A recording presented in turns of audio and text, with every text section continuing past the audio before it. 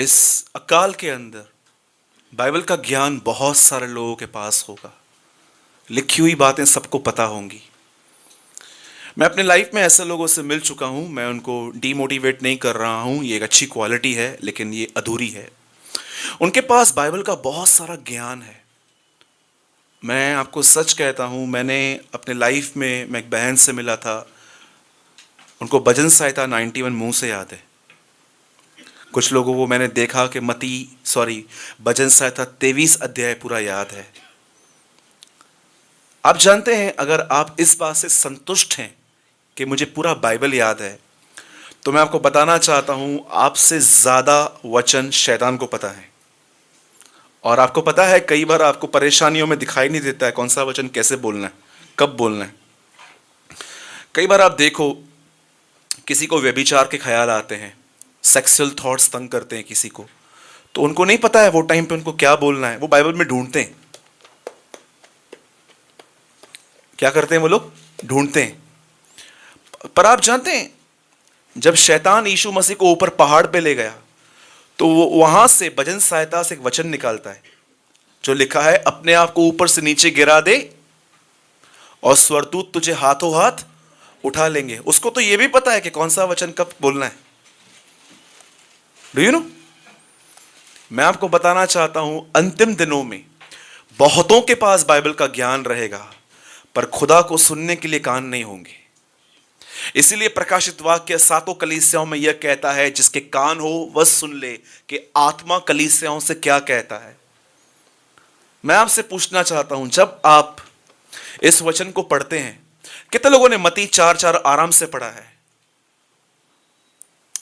ठीक है, ऐसा लिखा है, मनुष्य केवल रोटी से नहीं परंतु परमेश्वर के वचन से जिंदा रहेंगे। पक्का? कितने लोग बाल जानते हैं ये वचन लिखा है? How many disagree with me? कोई मेरे साथ डिसएग्री है? पंकज डिसएग्री है, दिनेश डिसएग्री है। ऐसा वचन कोई भी नहीं है, राइट?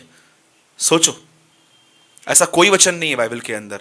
ये उन लोगों की हालत है जिन्होंने बाइबल ठीक से नहीं पढ़ा है। मैंने कहा, मनुष्य केवल रोटी से नहीं परंतु परमेश्वर के वचन से जिंदा रहते हैं। ऐसा कोई वर्ड नहीं है बाइबल में। वहां ऐसा लिखा गया है कि मनुष्य केवल रोटी ही से नहीं परंतु परमेश्वर के मुख से निकले गए वचन से जिंदा रहेंगे। कितने लोगों ने बाइबल में यह वचन पढ़ा है, जिसने तुम्हारे लिए अपना बेटा दे दिया वो तुम्हें सब चीजें क्यों न देगा? ऐसा कोई वर्ड नहीं है बाइबल में। वहां लिखा गया है, जिसने तुम्हारे लिए अपना बेटा दिया वह तुम्हें उसके साथ सब कुछ क्यों न देगा। कैसे वो जो मेन चीजें हैं वो निकाल दी गई हैं। जो चाहो मांगो तुम्हारे लिए हो जाएगा। एक प्रीचर प्रचार कर रहा था और पब्लिक हंस रही थी, यस, तालियां बजा रही थी, आमेन, ऐसा होगा। और मैं उनको देख के बोल रहा था, आखिर कब हम लोगों को मूर्ख बनाना बंद करेंगे? जबकि बाइबल में ऐसा कोई वचन नहीं है। बाइबल में लिखा गया है, तुम मुझ में बने रहो और मेरी बातें तुम में बनी रहें, तो तुम जो चाहो मांगो तुम्हारे लिए हो जाएगा। कितने लोगों ने यह वचन पढ़ा है बाइबल के अंदर? उसका लहू तुम्हें हर पाप से शुद्ध करता है। यह भी आधा है, जैसा वह ज्योति में है वैसे तुम भी ज्योति में चलो, तो उसके बेटे यीशु का लहू तुम्हें साफ करता है। इसका मतलब, अगर जब परमेश्वर तुम्हें दिखाए कि तुम गलत हो और जब तुम उस ज्योति की इज्जत करोगे, तब तुम्हें खून साफ करेगा। मैं आपको सच कहता हूं, आप जानते हैं ना, आज से 5 साल पहले प्रभु ने मुझे कंफर्ट जोन में शेक किया था, जहां पर मैं सिर्फ लोगों की सुनी हुई बातों पर विश्वास करता था। लेकिन मुझे परमेश्वर ने कहा, नो, नाउ यू स्टडी। प्रभु मैं पढ़ता हूं, नहीं, अध्ययन कर। आज बहुत सारे लोगों के पास बाइबल एक नॉवेल की तरह है। आज मैं आपको एक वचन बताना चाहता हूं प्रभु के वचन में से, और मैं आपको यह कहना चाहता हूं, सब यहीं पर है? पक्का? इस वचन को मानने से आपको यहां पर कुछ नहीं मिलेगा, लेकिन मैं यीशु के नाम से कहता हूं, जब वो आएगा आपको अनंत महिमा मिलेगी। मुझे बहुत अच्छी लगती है चेलों की ये बात। उन्होंने चेलों को एटर्नल लाइफ के लिए रेडी किया था। आज आज हम लोग चर्च को टेम्पररी अपने साथ बांध के रखने के लिए बहुत सारा प्रचार करते हैं, लेकिन चेलों ने कभी ऐसा नहीं किया। उन्होंने हमेशा लोगों को अनंत काल के लिए तैयार किया कि जब प्रभु आए तब इनको पहचाने। आज का वचन जो है ना, मैं आपको कहना चाहता हूं, उसको ओबे करने से शायद आपको यहां पर कुछ भी नहीं मिले, कोई बेनिफिट ना हो, लेकिन मैं आपको सच कहता हूं। आप में से कितने लोगों ने पतरस का यह वचन पढ़ा है? पतरस कहता है जब वो आएगा तो तुम्हारे ऊपर एक अनुग्रह आएगा। लिखा है ना, उस अनुग्रह की बाट जोते रहो जो उसके आने पर तुम्हें मिलेगा। आपको पता है, जब हम यहां इस पृथ्वी पर हैं, हमारे पास बदन में बीमारी है, हमारे अंदर टेम्पटेशन वाली बॉडी है। हम स्त्री को देखते हैं, हमको बुरे विचार आते हैं। हम पैसों को देखते हैं, हमको बुरे विचार आते हैं। जब हमसे कोई बुरा भला कहता है, हमें बुरे विचार आते हैं। आपको पता है, जब प्रभु यीशु मसीह आएगा, इस बदन में से आप निकल जाओगे और आपको एक ऐसी बॉडी मिलेगी, स्वर्गीय बॉडी, जिसमें कभी कोई गुनाह के लिए कोई टेम्पटेशन नहीं आएगा। पतरस कहता है उस अनुग्रह की आशा करो जो उसके आने पर तुम्हें मिलेगा। सोचो, आज का जो वचन है, मैं आपको सच कहता हूं, ये हर्ट करने वाला है, लेकिन मैं आपको सच कहता हूं, ये आपको मोल्ड करेगा। और मैं इतना कहूंगा कि वो कुछ प्रतिशत आपको यीशु की तरह बनाएगा। आमीन। कितने लोग सच में जिनकी डिजायर है यीशु की तरह बनना है? आप जानते हो, अदन की वाटिका में शैतान पहला संदेश क्या लेकर आया आदम और हवा के लिए? जब तुम उसका फल खाओगे तुम उसकी समानता में आ जाओगे। यीशु मसीह कहता है सिद्ध बनो क्योंकि तुम्हारा स्वर्गीय पिता सिद्ध है। आप जानते हो, दोनों सेम संदेश हैं। शैतान भी बोलता है परमेश्वर की तरह बनो, यीशु भी कहता है परमेश्वर की तरह बनो। तो स्पिरिट क्या अलग अलग है? हाँ, यहूदा इस्करियोती ने सिक्के फेंके और कहा मैंने पाप किया। गुमराह पुत्र जब आया उसने भी कहा मैंने पाप किया। शब्द सेम है, स्पिरिट क्या है? याद रखिए, जब शैतान कहता है ना परमेश्वर की तरह बनो, इसका मतलब बड़े बनो, अधिकार रखो, तुम्हें प्रधानता ये सब मिलनी चाहिए। लेकिन जब यीशु कहता है ना परमेश्वर की तरह बनो, तो वो कहता है परमेश्वर की तरह नम्र बनो। अंडरस्टूड? कितने लोग मेरी बात समझ रहे हैं? तो आज मैं ये विश्वास करता हूं कि आज का संदेश आपको थोड़ा अंदर से हिलाएगा। और मैं आपको फिर से कहता हूं, आज का संदेश सिर्फ ईमानदार लोगों के लिए है। लेकिन आपको हमेशा लगता है कि नहीं मैं परफेक्ट हूं, तो मुझे समझ में नहीं आता आप चर्च आते क्यों हो, अगर आप परफेक्ट हो तो। राइट है? लेकिन जो आज अनपरफेक्ट हैं, जो अपने आप को कहां ना कहां जानते हैं कि यार मुझे डांट की, फटकार की जरूरत है, आज का वचन उनके लिए। ठीक है, मैं सबसे पहले किसी से पढ़वाना चाहता हूं। आइए सब हम बाइबल खोलेंगे। कितने लोग स्कूल में किताब लेकर आए हैं? सब बदल मुझे सब याद आ। Praise the Lord. ओके, आइए जिनके पास भी बाइबल है, और प्लीज अपने सेल फोन बंद रखिए। Respect the presence of the Lord. ठीक है, मत्ती 5 अध्याय, मैथ्यू चैप्टर 5।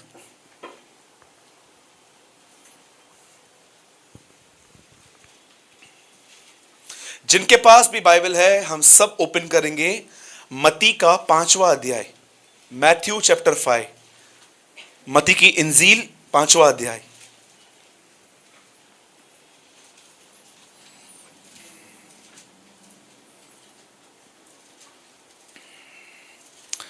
कोई मेरे साथ पढ़िए 5 का 5। पहले कमांडमेंट है, फिर प्रॉमिस है, एक ही वर्ड में।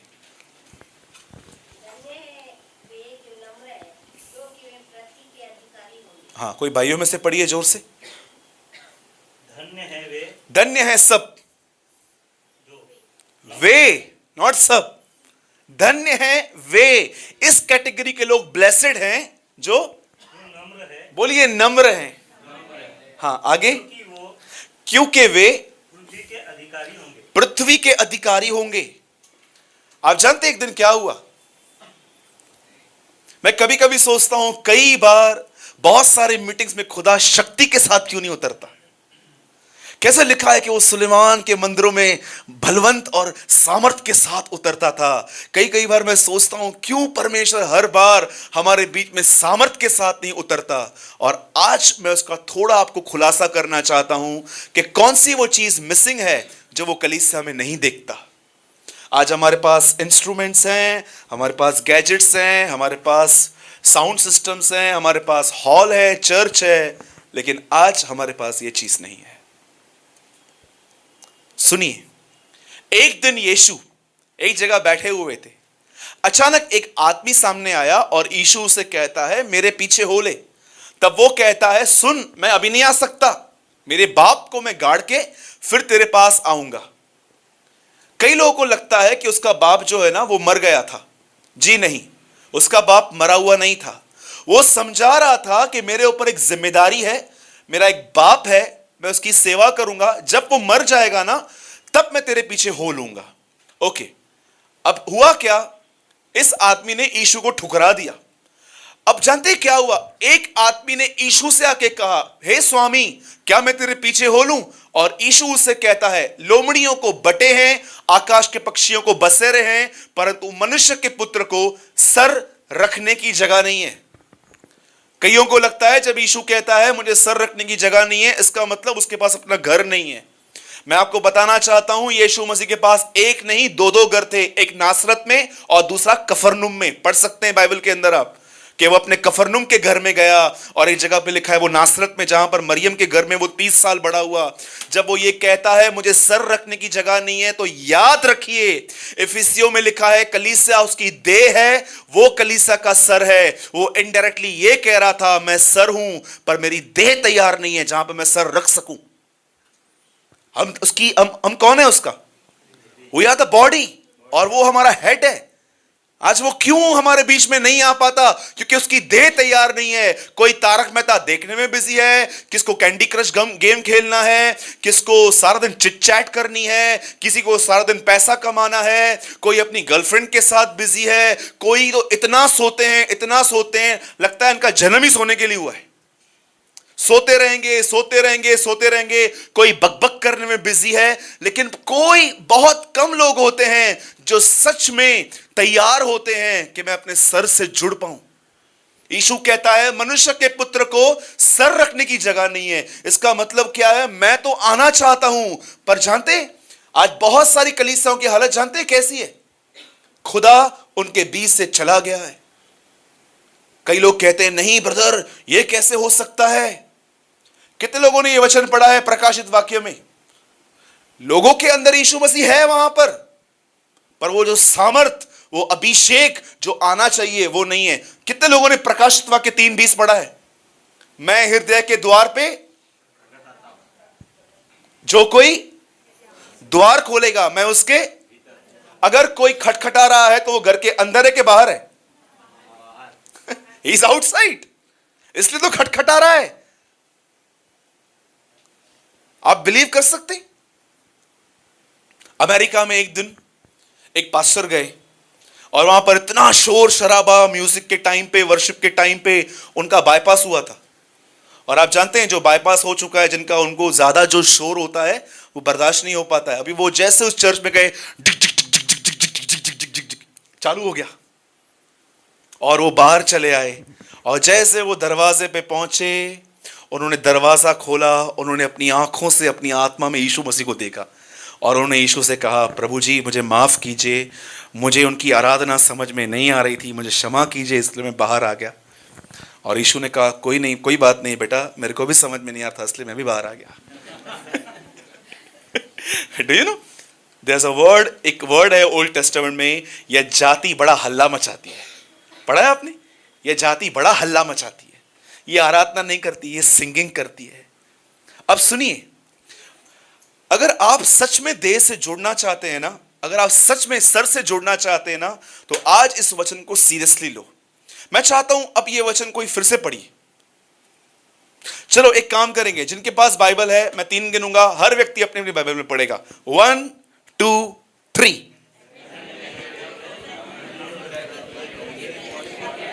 धन्य है वे जो नम्र हैं, क्योंकि वे पृथ्वी के अधिकारी होंगे। क्या आप ये बात जानते हैं? पूरे नए नियम में, होल न्यू टेस्टामेंट में कोई भी पृथ्वी की आशीष नहीं है।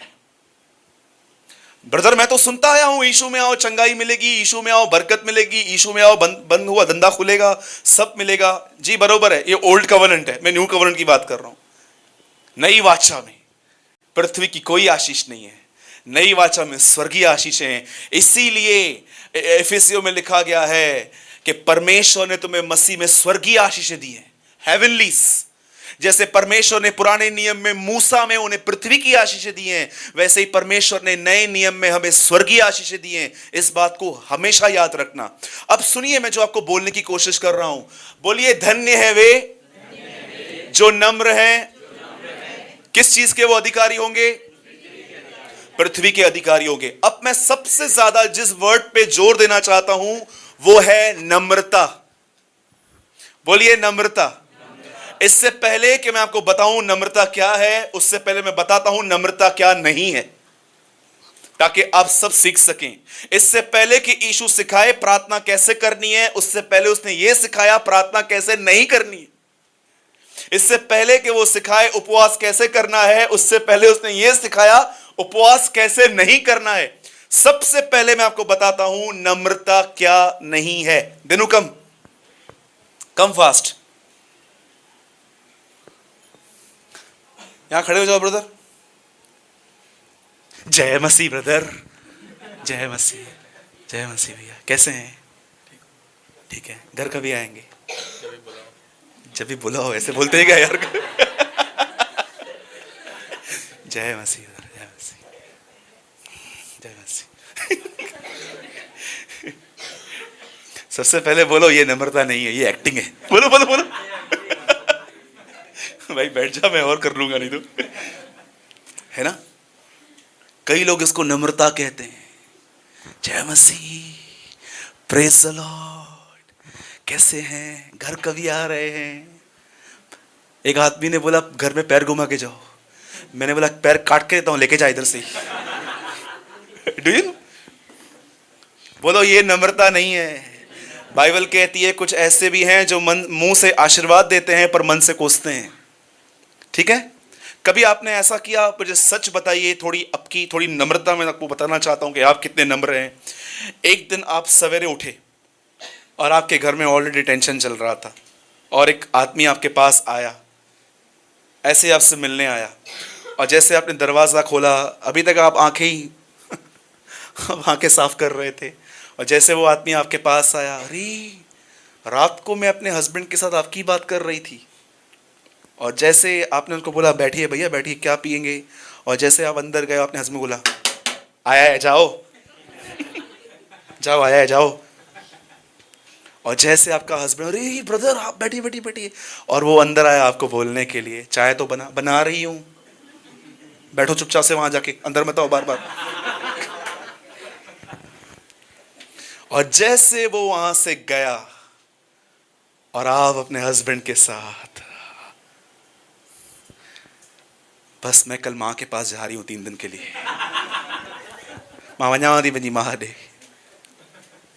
लेकिन अगर सोचो वो बंदा 2 मिनट के बाद ऊपर वापस आया और छाता भूल गया था, भाभी हाँ लीजिए, वापस कभी आएंगे भैया, अंदर से सालों तक मत आना।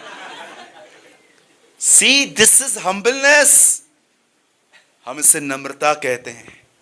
ये एक झूठी नम्रता है, और मैं आपको बताऊं 90% मसीहों की पास ये नम्रता है। आज ये झूठी नम्रता है।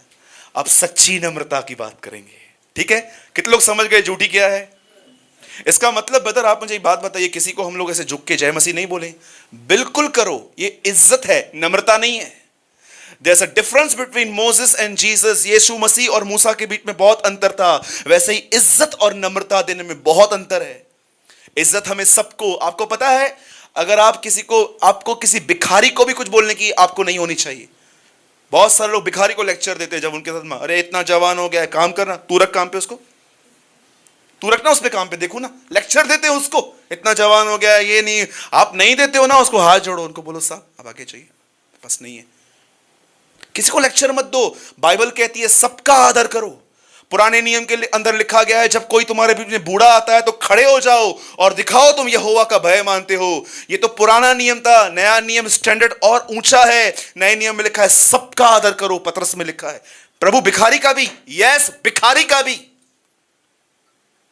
डोंट किसी को भी हमको नहीं होना चाहिए कि हम किसी को कुछ भी बोलें। अब अब सुनिए नए जो ये नम्रता होती है वो क्या होती है, क्योंकि मैं ये विश्वास करता हूं बहुत सारे मसीह लोगों ने शुरुआत बहुत नम्रता से की थी, लेकिन उनका अंत बहुत घमंड पे जा रहा है। क्या आप जानते हो दाऊद परमेश्वर के हृदय के अनुसार जो व्यक्ति था, उसका अंत कैसे हुआ? मरने से पहले वो अपने बेटे को बुला के कहता है, सुन, आज से बहुत साल पहले एक व्यक्ति ने मुझे गालियां दी थी, उसका नाम सिमी है, लिखा है, उसे मार दे। इंग्लिश में लिखा गया है, किल this grey man, grey head man, जिसके बाल सफेद हो गए हैं, इसे मार दे। क्या आप ये विश्वास करते हो? उसके बाद ऐसा लिखा है, दाऊद सो गया। क्या आप ये बिलीव कर सकते हो? दाऊद राजा का अंत अनफॉरगिविंग एटीट्यूड पे हुआ था कि उसने मरने से पहले एक आदमी के लिए सुलेमान को कहा, इसे खत्म कर दे, kill this grey hair man, इस आदमी को जिसके बाल पक चुके हैं, इसे मार दे। अरे क्यों? कोई टाइम था उसने मुझे गालियां दी थी।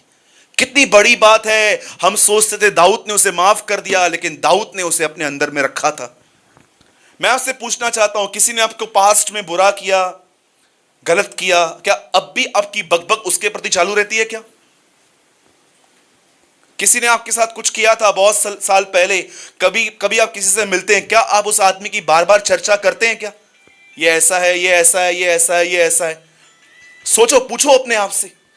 अगर आप करते हो, इसका मतलब आप बहुत डेंजर में हो। याद रखना, बाइबल कहती है वेदी के सामने जब आते हो तो अपने आप को जांचो कि तुम्हारे अंदर किसके लिए कुछ नहीं होना चाहिए। अब सुनिए, मैं आपको क्या बोलने की कोशिश कर रहा हूं, ध्यान से सुनिए। बाइबल एक व्यक्ति के विषय में बताती है, उसका नाम है दाऊद। और परमेश्वर ने जब उसे चुना तो उसके विषय में ऐसा कहा, यह व्यक्ति मेरे मन के अनुसार है।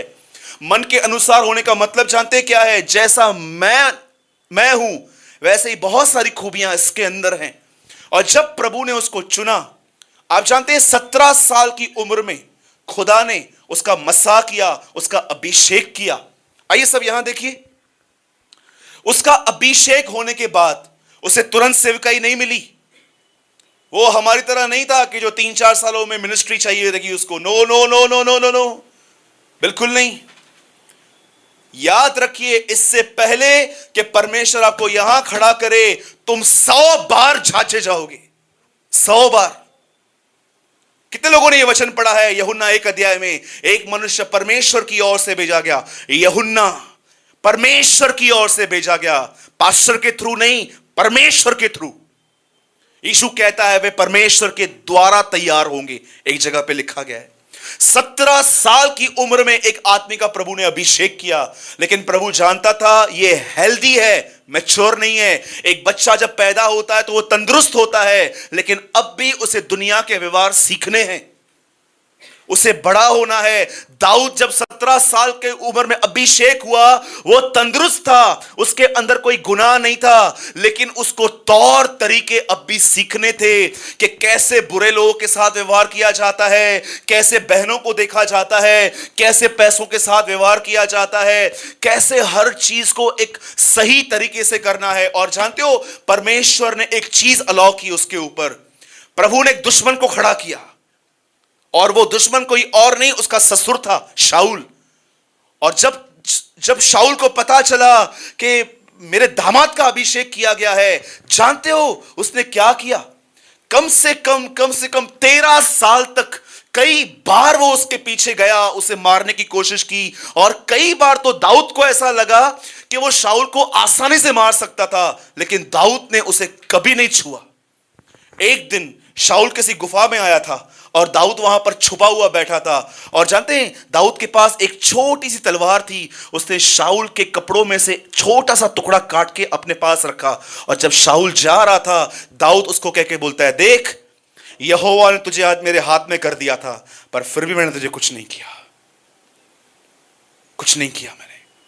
13 साल तक शाऊल दाऊद के पीछे, दाऊद परमेश्वर के पीछे घूम रहे थे ये लोग। आपको पता है, अधिकतर भजन सहायता दाऊद ने तब लिखे थे जब शाऊल उसके पीछे था। कई बार वो शाऊल से छुपकर घड़ों में जाके वहां पर लिखता था, यहोवा मेरा गढ़ है।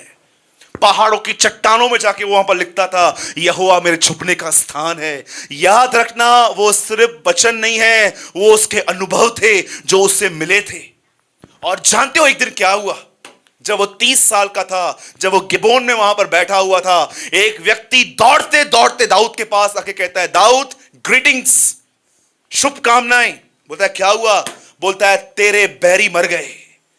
बोलता है मतलब? बोलता है शाऊल और उसका बेटा योनातन वो मर गए। उसे बोला क्या बात करता है? बोलता है हां मैं वहीं था।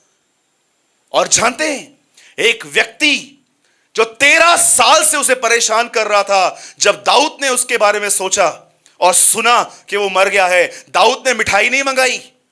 आप सोचो, एक आदमी जो आपको परेशान करता आया है और आपको मालूम पड़ता है कि उसकी टांग टूट गई है, उसका एक्सीडेंट हुआ है, हो सकता है कि आपको अंदर से खुशी हो और आपका मन आपसे यह कहे यह तो होना ही था। जानते हो आप कौन है? थोड़े बहुत आप शैतान हैं अंदर से। You have the spirit of Lucifer. अगर आप अपने दुश्मनों को दुखी देखकर खुश हो रहे हो, मैं आपको बताना चाहता हूं, आपके अंदर पवित्र आत्मा की भरपूरी नहीं, पर आप थोड़े बहुत शैतान की तरफ से हो अंदर से। जानते हो, जब उसे पता चला कि उसका विरोधी मर गया है, लिखा है दाऊद ने कपड़े फाड़े अपने, और आप पढ़ सकते हो सैमुएल में ऐसा लिखा है, शाऊल के लिए विलाप गीत, दाऊद उसके लिए रोया। और दाऊद कहता है उसके विषय में, हे यरूशलेम के पहाड़ों नीचे हो जाओ, हे यरूशलेम की बेटियों जो तुम्हें रंग बिरंगी कपड़े पहनाता था वो मर गया, उसके सामने तलवार पड़ी थी। बोलता है तुझ पर तेल घसने वाला मर गया। योनातन के लिए वो कहता है तेरा प्यार 1000 स्त्रियों से बढ़कर था मेरे लिए। वो अपने कपड़े फाड़ता है। वहां पर मैंने सीखा, सच्ची नम्रता सिर्फ झुकना नहीं है, सच्ची नम्रता यह है कि लोग आपसे बुरा करते हैं लेकिन आप उनके लिए अपने अंदर में कचरा नहीं रखते। That is humbleness. ये नम्रता होती है। कितने लोग ये नम्रता रखते हैं अपने आप में कि कोई ना कोई आपको कुछ ना कुछ बोलता रहता है, लेकिन आप अपने आप को प्योर बनाए रखते हो कि नहीं प्रभु, मैं ऐसा नहीं करूंगा, मैं आपकी संतान हूं, मैं आपके रास्तों पे चलूंगा, मैं इनके रास्तों पे नहीं चलूंगा। लिखा है यदि तेरा बहरी तेरे पास आए तो उसे खाना खिला, उसे पानी पिला, ऐसा करके उसके ऊपर अंगार डाल। इंग्लिश में पढ़िए, लिखा है ऐसा करके तू उसके ऊपर शर्म के अंगार डाल दे कि तूने किसको। आज मैं आपसे पूछना चाहता हूं, मैं आपके पास एक चॉकलेट लेके आता हूं, अनिवार्य है कि आपके अंदर मेरी इमेज तो अच्छी बनेगी। पास्टर खुद चॉकलेट लेके आया था। सोचो मैं आपके घर में 1 घंटा आके बैठूं और मैं बाहर से लंच लेकर आऊं, आपके अंदर कितनी अच्छी इमेज बनेगी। मैं आपसे प्यार करता हूं इसलिए आप मुझसे प्यार करते हैं, पर मैं आपसे पूछना चाहता हूं, जो लोग आपसे बुरा चलते हैं, आपका उनके प्रति इनर एटीट्यूड कैसा है? कैसा व्यवहार है? क्या आप उन झूठे मसीहों की लिस्ट में तो नहीं हो जो बिल्कुल बाहर से आशीर्वाद देते हैं पर अंदर से कोसते हैं? यहूदा इस्करियोती ने पलटन को कहा था, सुनो तुम्हें कैसे पता चलेगा यीशु कौन है? मैं उसके फेस पे किस करूंगा, मैं उसको चूमूंगा। आपको पता है किस करना एक प्रेम का एक्ट है, लेकिन ये किस कुछ और थी। मैं पूरे हृदय से विश्वास करता हूं जिसने यहां पर किस किया, मुझे नहीं पता है वो हेल में जाएगा कि हेवन में जाएगा, लेकिन मैं इतना जरूर जानता हूं जिसने यीशु के पैरों को छुआ था वो तो 100% स्वर्ग गई है, 100%। मैं आपसे पूछना चाहता हूं, आपका इनर एटीट्यूड लोगों के प्रति कैसा है? ब्रदर आप नहीं जानते हैं लोग में से कैसा चलते हैं। अरे आपको नहीं पता है, ये एक एजुकेशन है कि परमेश्वर कुछ समय तक आपको ऐसे लोगों के सामने रखता है जो आपको बुरा भला कहें, जो आपको इरिटेट करें, अननेसेसरी थोड़ी थोड़ी बात पे टोंट करेंगे, अननेसेसरी आपकी छोटी छोटी गलतियां दूसरों को बताएंगे, और खुद आपको टेस्ट करता है, वो आपको देखता है कि ये आदमी अब क्या करेगा। और जब आप ये कहते हो लॉर्ड नो, क्या वचन लिखा है दानियल के लिए, उसके लिए ऐसा लिखा है, उसने राजा का भोजन खा के अपने आप को अशुद्ध नहीं किया, उसे इनकार किया। आज आप लोगों से मिलो, ब्रदर जय मसीह की भाई, कैसे हो? क्या बताऊं यार, इस आदमी से परेशान हूं। दूसरे से मिलो, भाई घर पे कैसा है? अरे घर के अंदर सब ऐसे हैं, भरे पड़े हैं लोग सिर्फ दूसरों की बातों से। मुश्किल से मुझे ऐसे लोग मिलते हैं जिनको मैं मिलता हूं, ब्रदर आप कैसे हो? ब्रदर मैं बहुत अच्छा हूं। उसका एक रीजन है। क्या रीजन है ब्रदर? आज मैं मॉर्निंग में उठा और मैंने बाइबल रीड की जहां पर ऐसा लिखा था कि वह अपने डरवैयों को नींद मुफ्त में प्रदान करता है। आज आपको ऐसे बिलीवर्स मिलते हैं जो आपकी भी गलत बातों को काट के वचन बोलते हैं। सोचो आप उनके सामने खड़े हो और आपकी उनकी बातचीत हो रही है और आपने यहां वहां की बातें की और वो आपकी बात को बंद करके बोलते हैं अच्छा नहीं यार, वचन वचन बात करते हैं, छोड़ो। मैं आपको सच कहता हूं, यही एक वजह है जिसकी वजह से प्रभु अपनी सामर्थ के साथ अपनी कलीसिया में नहीं आता, क्योंकि वो देखता है this a bunch of Pharisees. Bunch समझते? बचपन में मैंने एक स्टोरी पढ़ी थी। एक लकड़ी जल्दी टूट जाती है, बहुत सारी लकड़ियां नहीं टूटती हैं। बंच होता है ना, एक लकड़ियां लो उसको पूरा बांधो, बंच होता है। कई सारे लोग को प्रभु जब ऊपर से देखता है ना, वो देखता है बंच ऑफ फरीसी। मैं राजाओं का राजा, ये फरीसियों के फरीसी। डू यू नो यीशु ने क्या कहा? ये अपने कटोरे को बाहर से मांजते हैं परंतु भीतर से अंधकार है। कितने लोगों ने ये वचन पढ़ा है? बस मैं आखिरी बात बता के एक सॉल्यूशन आपको देता हूं कि अगर आपको ऐसे माहौल में प्रभु ने रखा है जहां पर मस्त आपको लोग टोंट करते हैं, बेइज्जत करते हैं, बुरा भला कहते हैं और आपको कैसे सेव होना है, तो मैं आपको बताता हूं। सबसे पहले सुनिए, इस बात को याद रखिए, ठीक है? अगर आप नहीं मिलो, आई डोंट केयर। लिसन, एक ट्रेन जो पूना की तरफ जा रही है और आपको पूना में जाना है, तो आप बैठेंगे उसी ट्रेन में। आप जानते हो जैसे जैसे ट्रेन बढ़ेगी आप अपनी डेस्टिनी पे पहुंचोगे। लेकिन सोचो आपको पूना जाना है लेकिन आप किसी और ट्रेन में बैठते हो, तो वो train totally completely wrong direction में है। याद रखिए, आपके सामने एक डेस्टिनेशन है और वो है to be like Jesus Christ, यीशु की तरह बनना। आपको कैसे मालूम पड़ेगा कि आप अपनी डेस्टिनी की तरफ बढ़ रहे हो? जानते कैसे? जो भी लोग आपके इर्द गिर्द हैं, याद रखना, जहां याकूब है वहां लाबान होगा, जहां दाऊद है वहां पर शाऊल होगा, जहां दानियल है वहां नबूकदनेस्सर होगा, जहां यीशु है वहां फरीसी भी होंगे। परमेश्वर ने हमेशा आपके इर्द गिर्द कोई तो ऐसा रखता है जो आपको प्रेशराइज करता है, जो आपको बुरा भला कहता है, जिसके द्वारा कभी कभी खुदा आप पे अन्याय भी अलाउ करता है। और आपको पता है जब आप वहां पर शांत रहते हो, शांत रहने से आप अपनी डेस्टिनी तक पहुंचते हो। कोई भी यीशु की तरह सिर्फ बाइबल पढ़ के नहीं बनता। सिर्फ बाइबल पढ़ते रहोगे, प्रैक्टिकल नहीं चलोगे, तो मैं आपको बताना चाहता हूं आप एक बहुत अच्छे फरीसी बनेंगे। सच कहता हूं, कोई भी व्यक्ति सिर्फ बाइबल पढ़ के अच्छा नहीं बनता, प्रेयर करके अच्छा नहीं बनता। लेकिन जब आप ऐसे माहौलों को, आपको पता रहेगा ना, बहुत सारी मदर इन लॉ होती हैं। बोलो, मदर इन लॉ होती है ना? ना? बहुत बार ऐसा होता है। शांत रहना सीखो। बाइबल के अंदर एक किताब है जिसका नाम है एस्तर, और आप जानते हैं उस किताब में एक वर्ड गायब है, और सबसे मुख्य वर्ड गायब है, और वो वर्ड है परमेश्वर। Do you no, Esther Bible की एक ऐसी किताब है जिसमें परमेश्वर नाम है ही नहीं, सिर्फ लोग दिखाई देते हैं, एस्तर, मौद्रके, ये वो। लेकिन मैं आपको बताना चाहता हूं, खुदा ने उस किताब के अंदर इतने अजीबोगरीब काम किए हैं, आप हैरान हो जाओगे। सिर्फ ये दिखाने के लिए कि कई बार मैं दिखता नहीं हूं, मैं कर्टन के पीछे काम करता हूं। आपको पता है, कई बार आपको ऐसा लगता है कि ब्रदर मेरे से देखो ना लोग कैसे चलते हैं, मेरे को धोखा दिया, ये किया, वो किया। Don't worry my brothers and sisters, God is working behind curtain. परमेश्वर कुछ कर रहा है। एक टाइम आएगा जब ये खत्म हो जाएगा, और जब आप बाहर निकलोगे ना, आपको मालूम पड़ेगा आप 5% यीशु की तरह बन चुके हो। मिस्र के बाद कनान आता है, बेबीलोन के बाद यरूशलेम आता है, और याद रखना मृत्यु के बाद पुनरुत्थान आता है। परमेश्वर हमेशा आपको ऐसा नहीं रखेगा। परमेश्वर ने आपकी बाउंड्रीज रखी हैं।